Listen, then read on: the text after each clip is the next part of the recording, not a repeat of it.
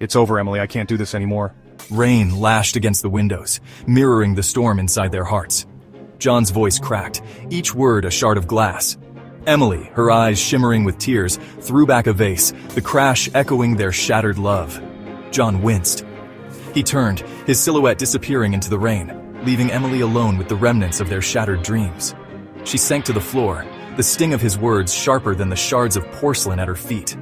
Sleep offered no escape, only a parade of regrets and what-ifs. The following days were a blur of pain and emptiness.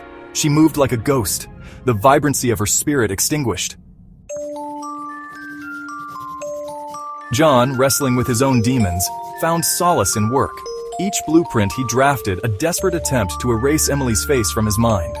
Yet her absence was a constant ache in his chest, a void that even the most intricate design couldn't fill.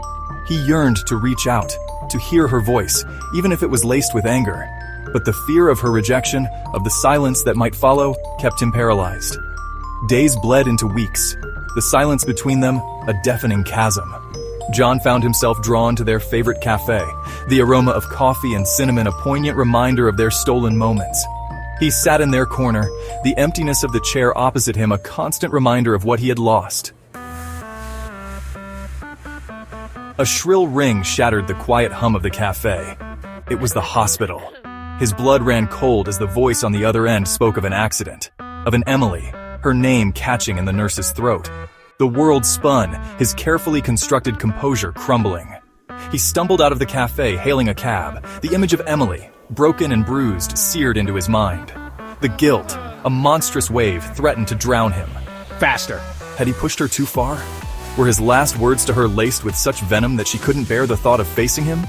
John's voice choked out, raw with unshed tears, the fear gnawing at his insides. The sterile smell of the hospital, the hurried footsteps, the hushed whispers, all intensified his fear. He ran through the corridors, his heart pounding against his ribs like a captive bird. Finally, he found her room. Emily lay pale on the bed, her face etched with pain, but her chest rose and fell with the rhythm of life. Relief washed over him, so overwhelming it brought him to his knees. He reached for her hand, his touch tentative, terrified of her rejection even now. Her fingers, though cold, curled around his, a silent plea, a wordless forgiveness. In that single touch, he knew he'd almost lost the most precious thing in his life. They had teetered on the precipice of forever, but other plans. Love, once almost lost, found its way back, fragile yet resolute, a beacon in the face of despair.